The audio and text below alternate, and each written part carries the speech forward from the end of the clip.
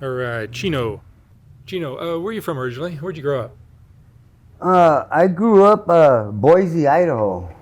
Boise, Idaho. Yeah, but I was born in Boise, Idaho till I was the age of 11 or 12, and moved to California, Coachella Valley, Coachella, California. There's where my mother's from. And all our family was there, and so from that age on, I lived in Coachella.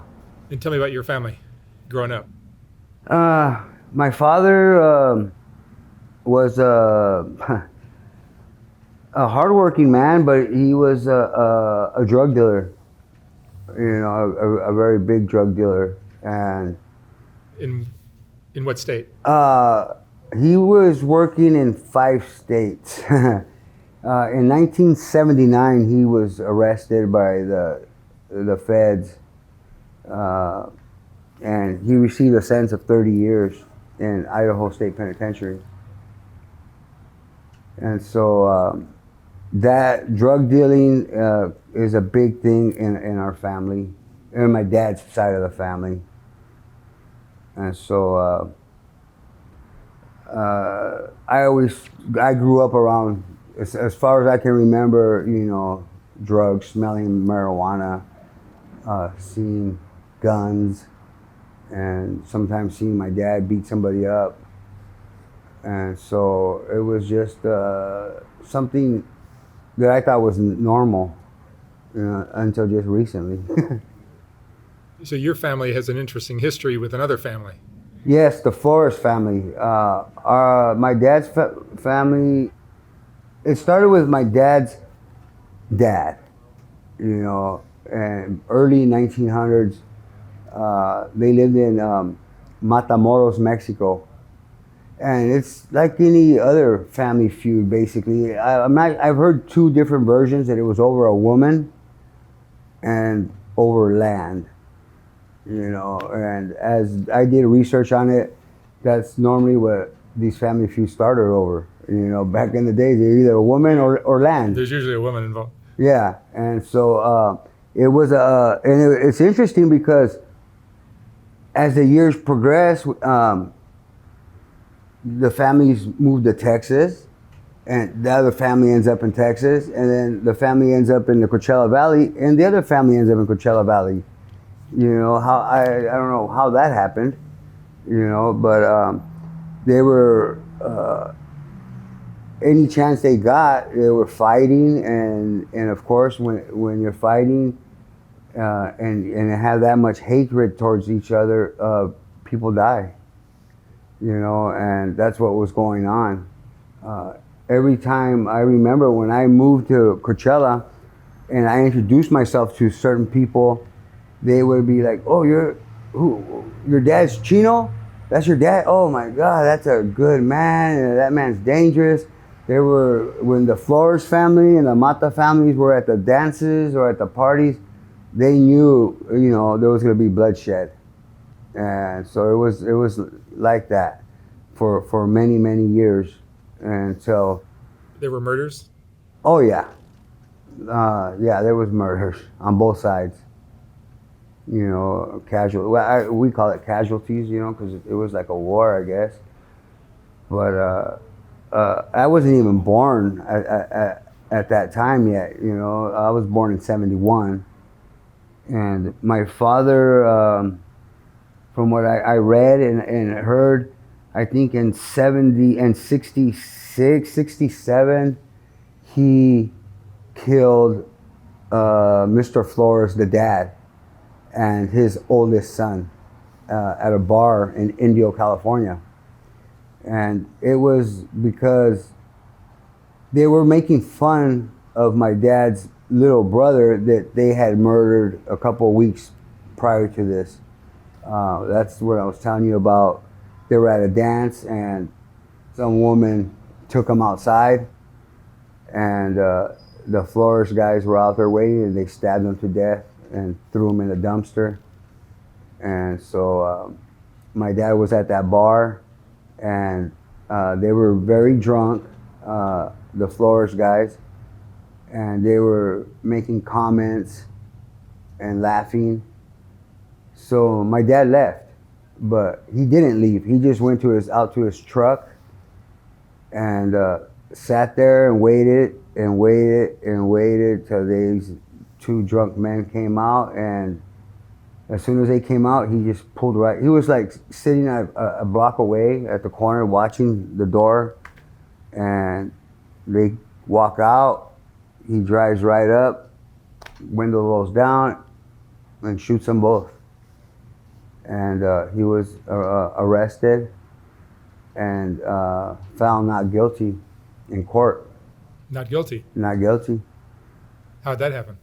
I have no idea. Well, my mother says that, rest in peace, my mom, poor mama, she went to Mexicali and went to go talk to,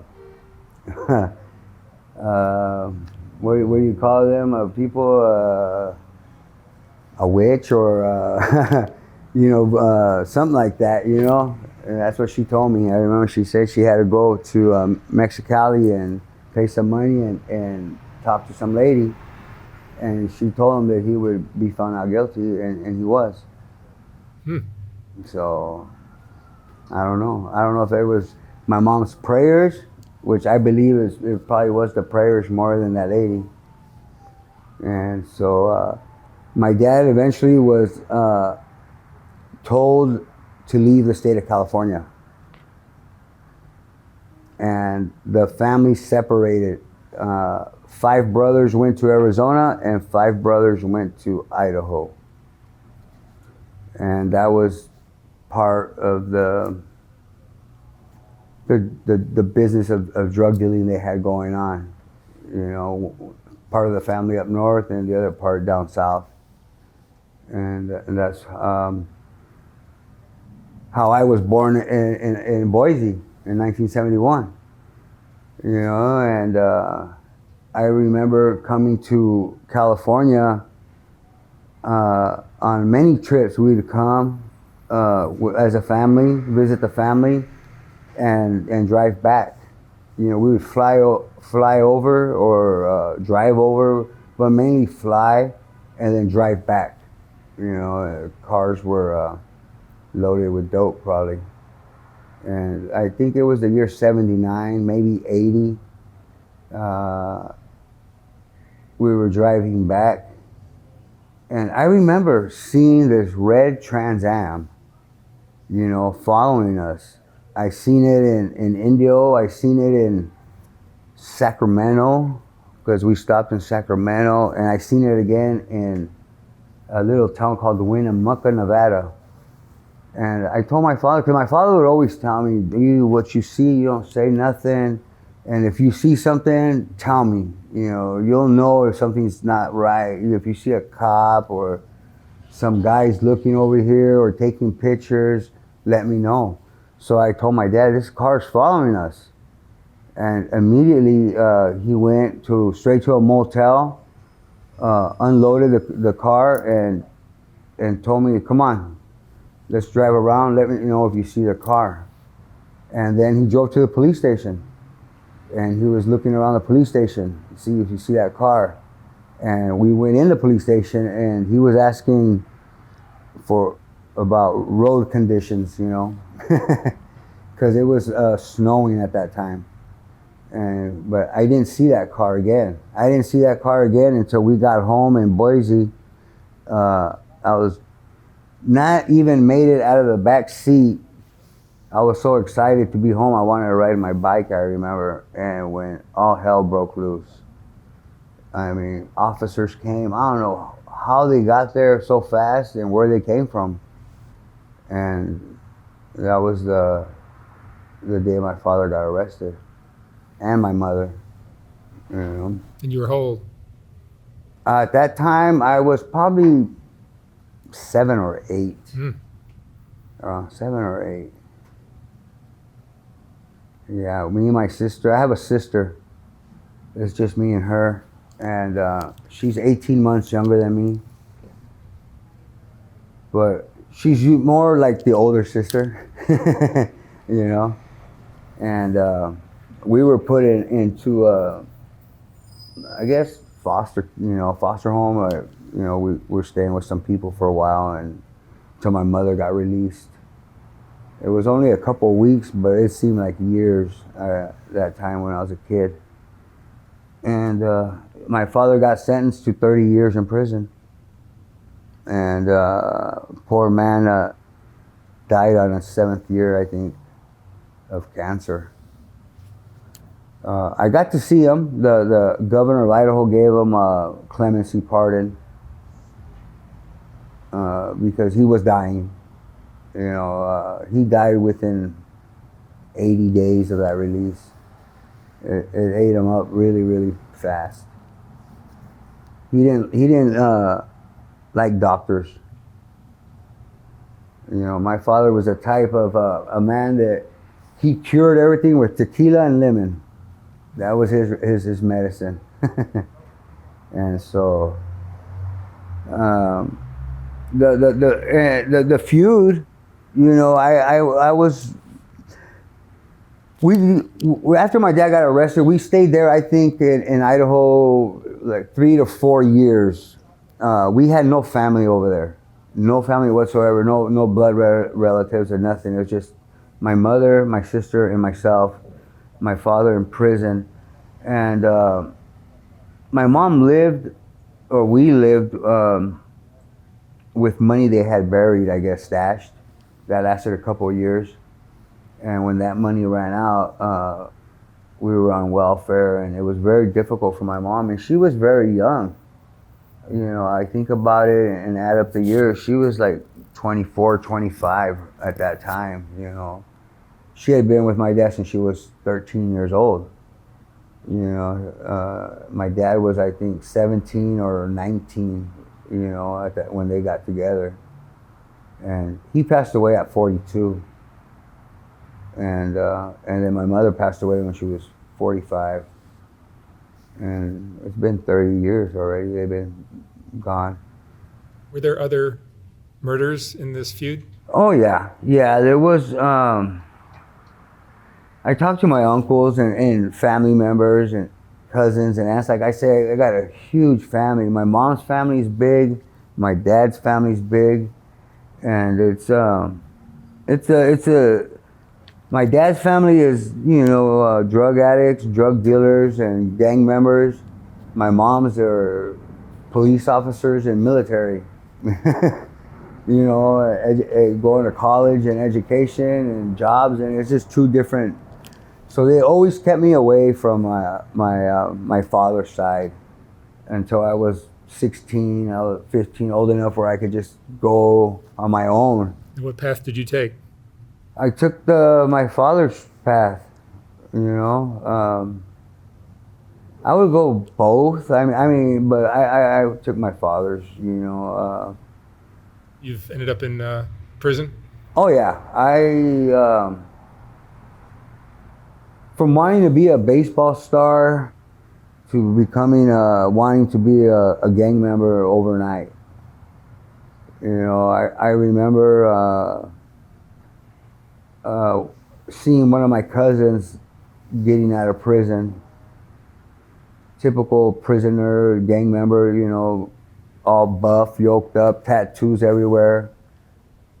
Very calm, very respectful. And I seen how people treated him. And it reminded me of my dad. I kind of saw that. And that's what I wanted. I wanted it really bad. And I got it. I got it, I kind of achieved what I wanted. To this day, I can't believe that I wanted to go to prison and I wanted to go to the SHU. And it's just, I don't know. I can't I can't believe I put myself through that, I did a lot of years in the SHU in solitary confinement. Wow, it's it's amazing. It's just very, very difficult, that I didn't lose my mind. and that I'm able still to function. Because I seen a lot of guys that lost their minds being in the shoe. The shoe is the solitary confinement. Yeah, it's called the security housing unit shoe. And so, it was very rough. I was there. I don't know if you ever heard, in the 90s they had in Corcoran prison, they were staging fights, the officers, and betting on it. FBI got involved and all kinds of, and then shooting us, sometimes with a non-lethal round and sometimes with a live round.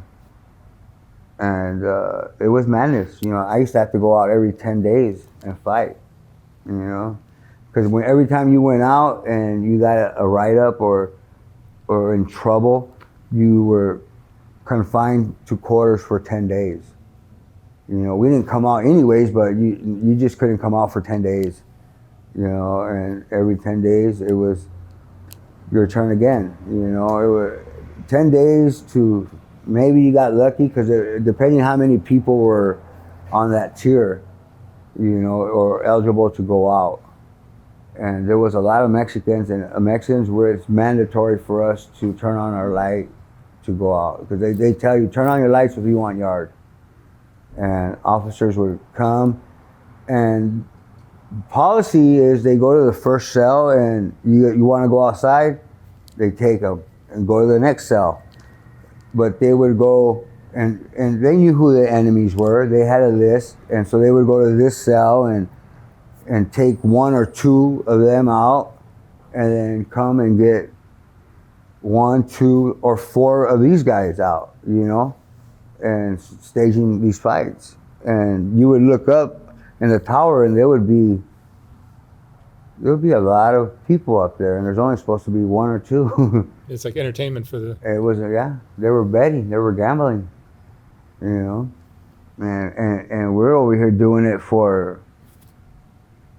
an extra sack lunch or something, or coffee packs. That's what we used to give us. And yeah, it was very.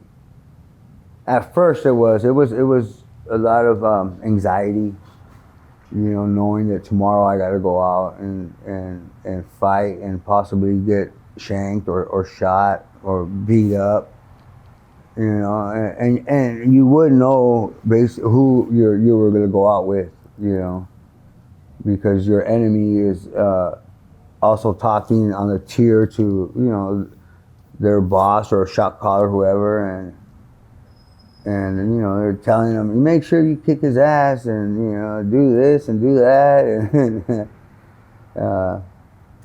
and so it was a crazy life so far. I'm 53. Have drugs been a part of your life? Yeah, I've been using drugs since I was 11. What is your drug currently? Right now I use opiates, fentanyl. I smoke fentanyl and smoke crystal meth and smoke marijuana.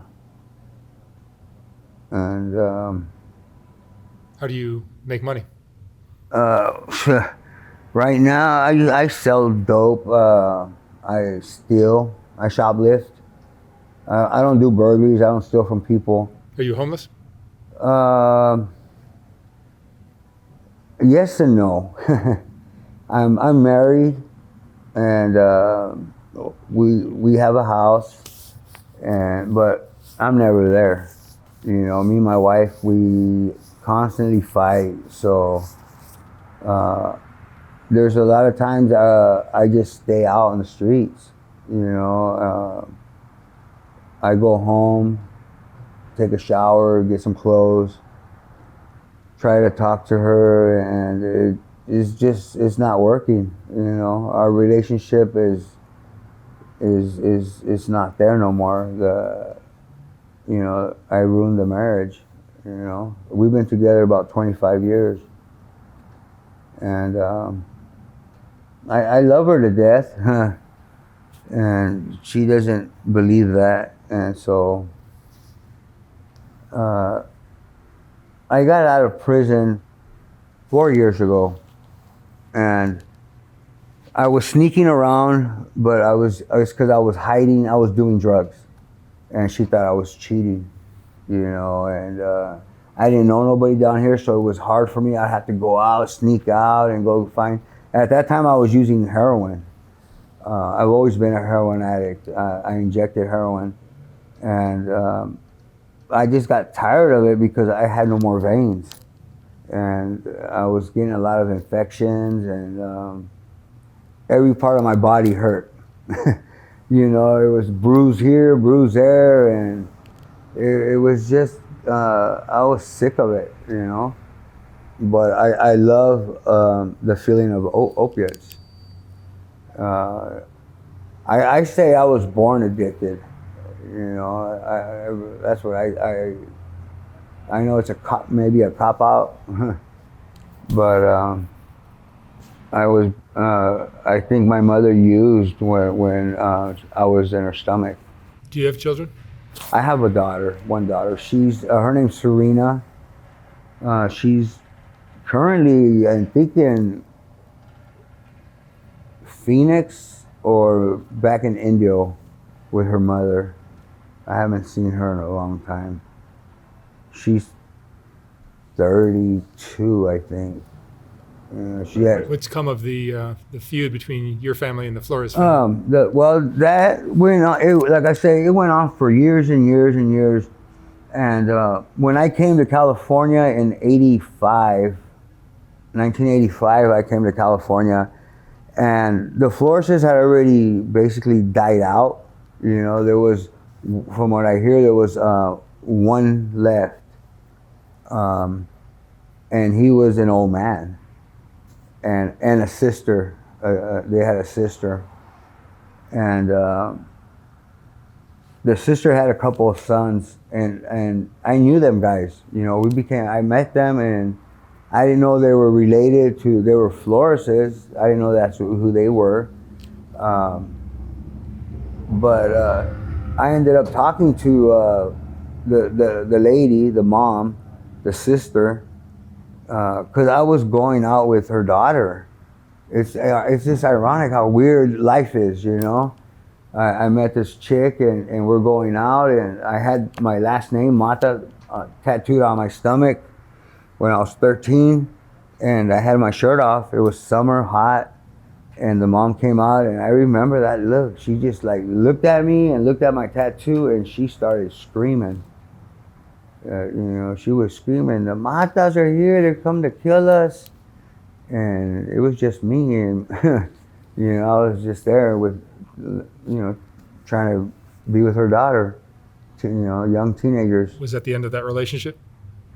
No, it wasn't. That girl ended up getting with one of my other cousins, and had like 6, 7 kids with him, and part of the family. But the war,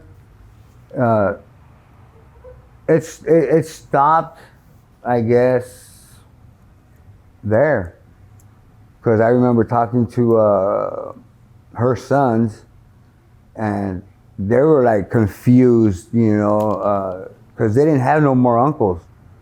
No one left to fight. Yeah, they didn't have nobody, and so they knew a little bit about the family feud, and they were seriously thinking, well, should we continue it? Should we, avenge our family members?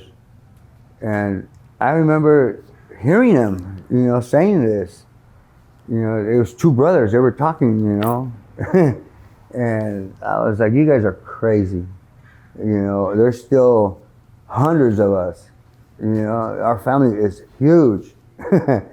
Huge, and I would love to find out how many there is of us.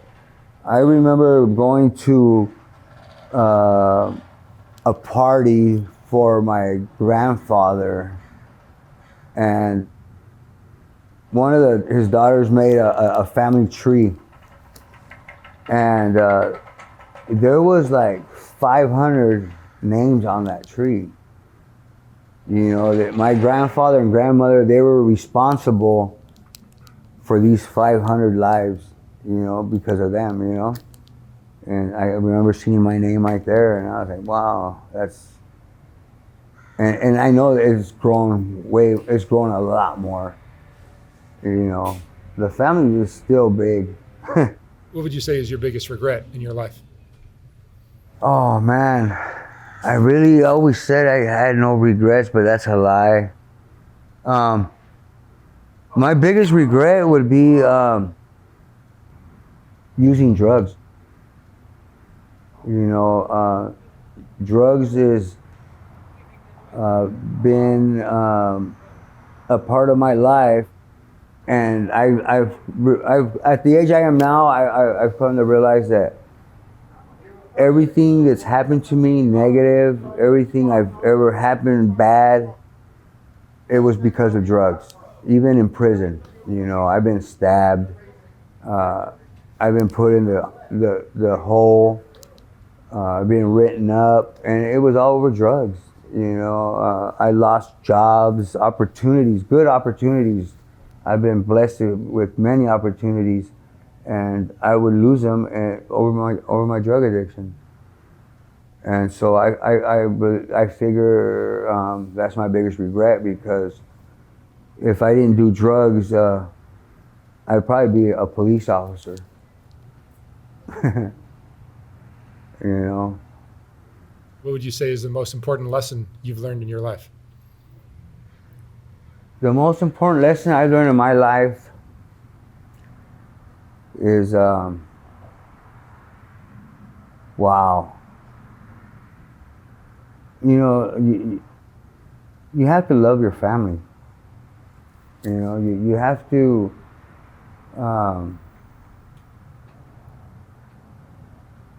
you have to do good. You know, all that, the evil and all the bad stuff, it really could,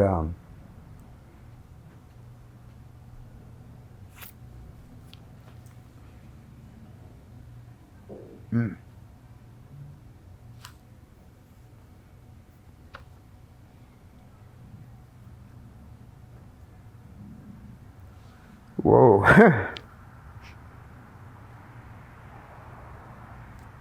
Just too much bad stuff. You've seen a lot of it in your family. Yeah. There's been a lot of bad stuff.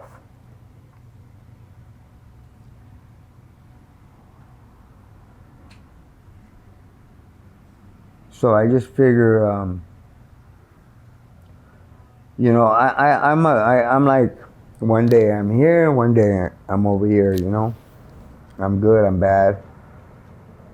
I like good better. And it's just been too much. Too much, man, I can't believe this. Whoa. You know, when my uncle, the youngest of the family, was killed by the Flores family back in the 60s, when she lured him outside, there was, I think, we heard it was 3 or 4 Flores brothers out there, and they all stabbed him. You know, so he was stabbed to death and thrown in a trash can, a dumpster. And you know, the stabbing is one thing, but to the family, throwing his body in that dumpster, that was like disrespect to the fullest. And that's when my father, you know, he took things into... My father was like the second dad of the family. My dad was the oldest of the family, and so I talked to my aunts, and I was, how was my dad? And they say, oh, your dad was mean. You know, your dad, man, he was mean.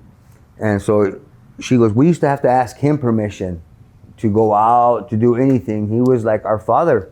You know, he was the one in charge. And so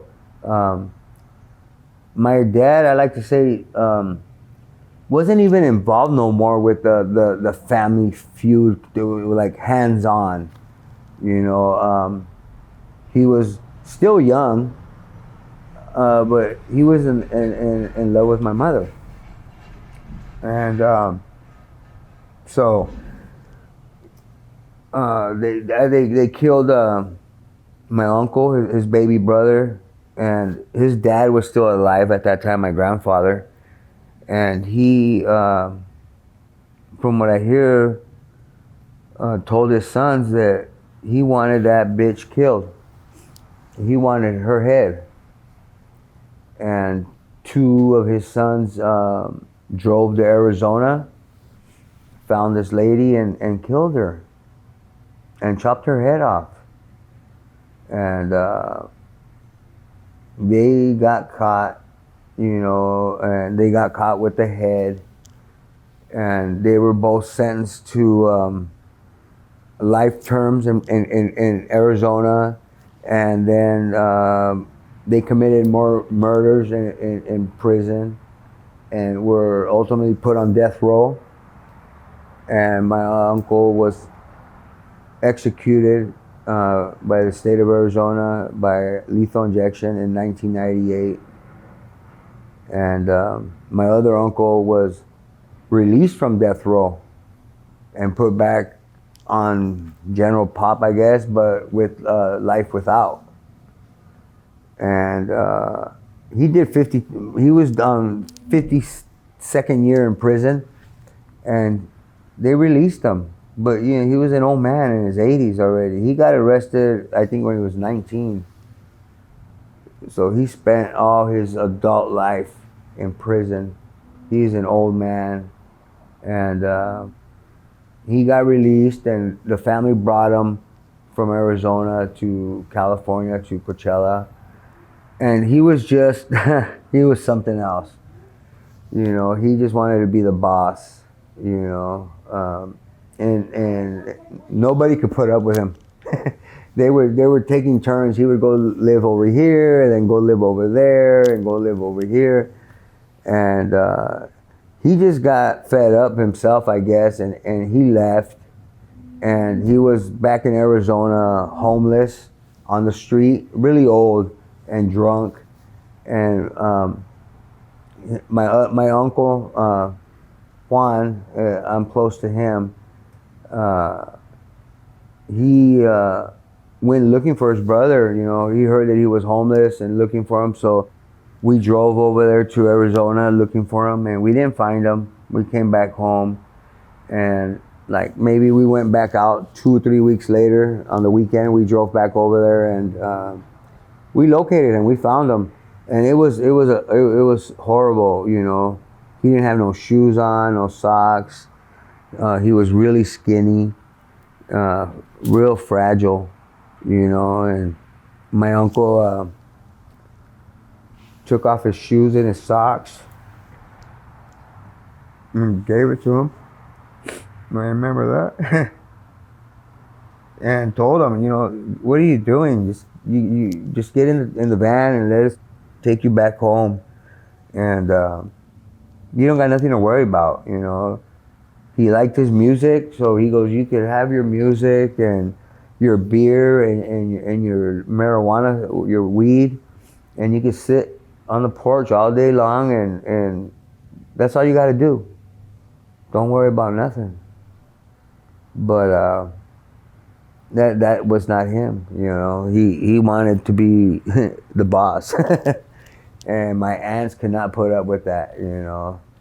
So they were always like, you gotta take him. Somebody's gotta help, you know. He's telling me what to do. I'm not his wife, and and that's what he was used to. I found out that both of my uncles over there were also involved in some hardcore prison politics. And so he was, you know, used to being in charge. And at the end of the day, he went back. He went back to prison. He chose to go back? Yeah. And it's weird because I was like, how? What do you mean he went back? How does that work?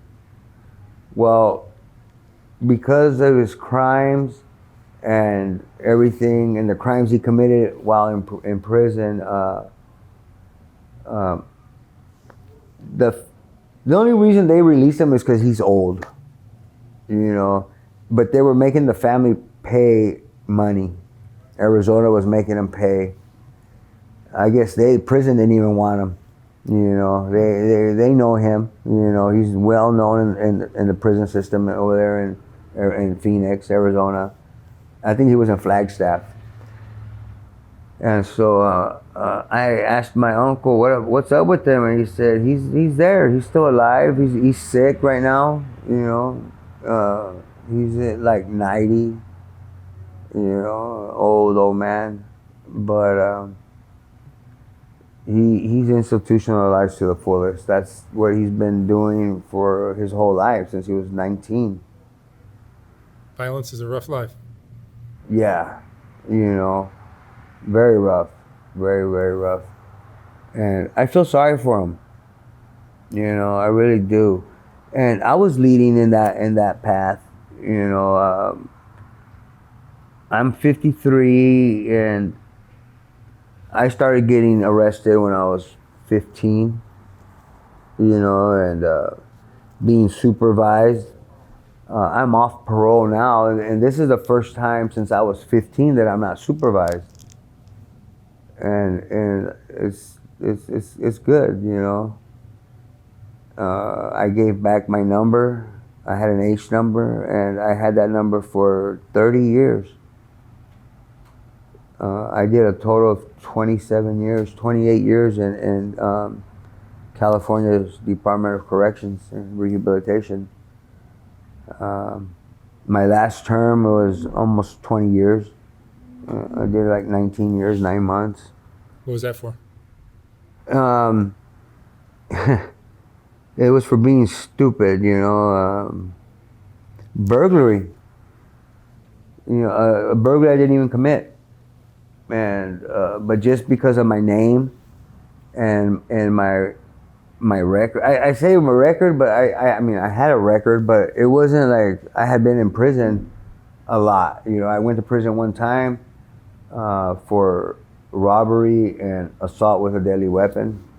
That was my they call controlling case. So right there, that gave me 2 strikes. This was way before the 3-strike law came in effect. And so when I get arrested on this last term in 2000, I have 2 strikes. And then with these new charges, I have, 3 new felonies. And so they want to give me 75 to life. And I was in the county jail for over 3 years, stressed out, thinking I was gonna die in prison. And I didn't want that. That's one thing that I feared the most was, dying alone in prison.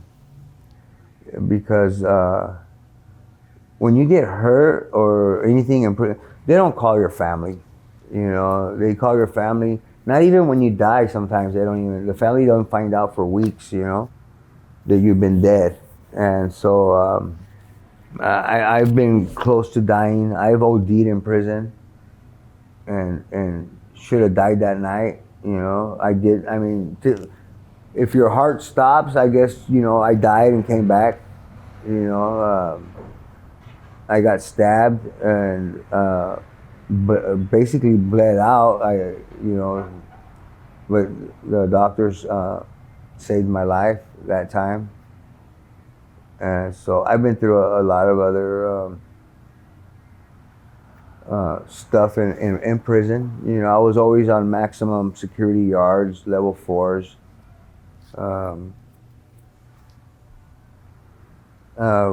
Trying to be a tough guy, a wise guy. But you there comes a time where you plateau. You can only go so high up in the ladder, and there's one step left, you know, and I couldn't take that last step, you know. And so that career was over, you know. I couldn't go anymore. I couldn't get any higher, and so there was no need for me anymore to follow that path. You know, it was time for me to take another path, another journey, and find something worth doing. You know, something positive. As I got older, as the years went on, you know, now the regrets, you know, they start hitting you. You know, you're missing so much. When you're in prison, time stops. You know, time stops. I was 43 years old when it hit me that I was 43. I thought I was 22, you know, and I was acting like I was 22, but I wasn't. It just hit me like, I'm 43 years old. I gotta change. I gotta act different. You know, I need to dress different. I gotta do something different. You know, and I have to give up the drugs, and that's been very, very hard for me. You know, I love them and I hate them. You know, but I am smarter now. I am wiser.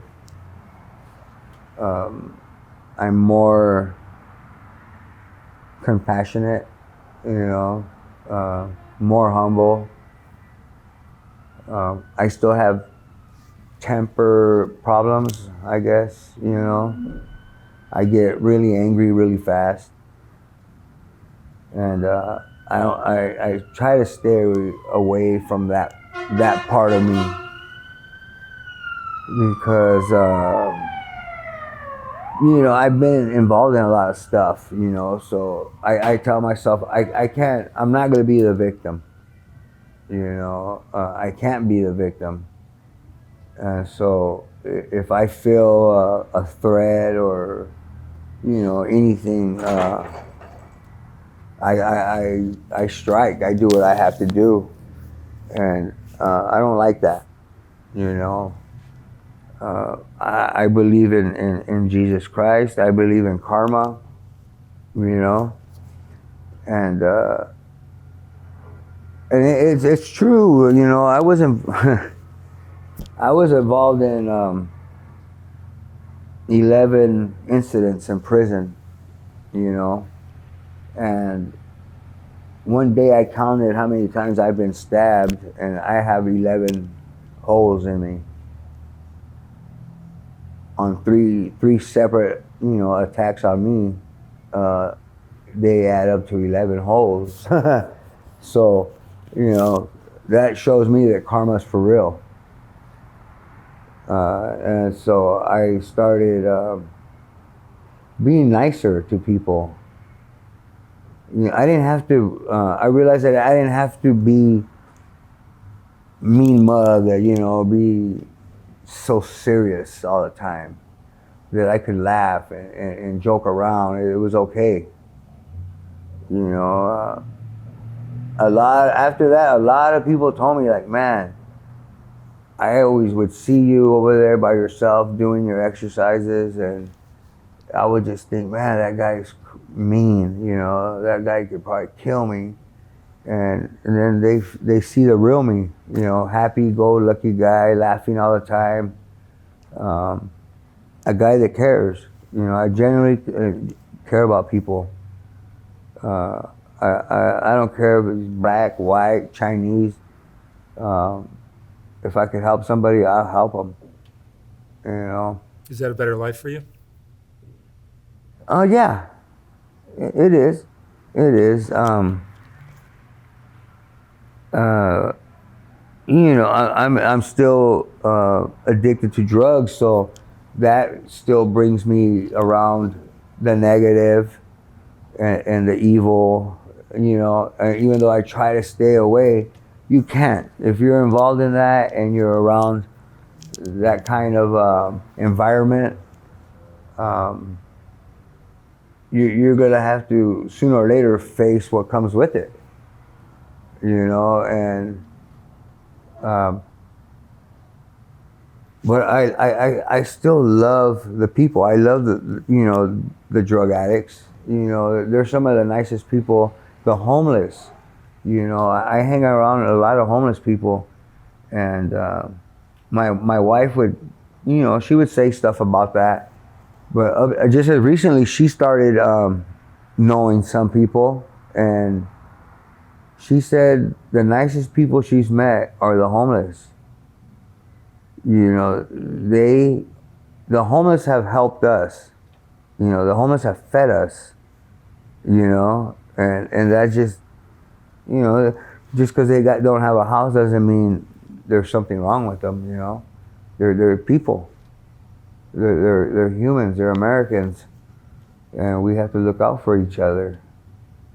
And so I do whatever I can for whoever asks me for help. And my wife likes it and she hates it. It drives her crazy. Because she feels I pay more attention to other people than her, you know. She doesn't get it, you know. I love her to death, but I ruined the marriage, you know. All right. Chino, thank you sir. so much for sharing your story. Yes, thank you for having me. I wish you lots of luck from here on Yes, out. sir. Thank you.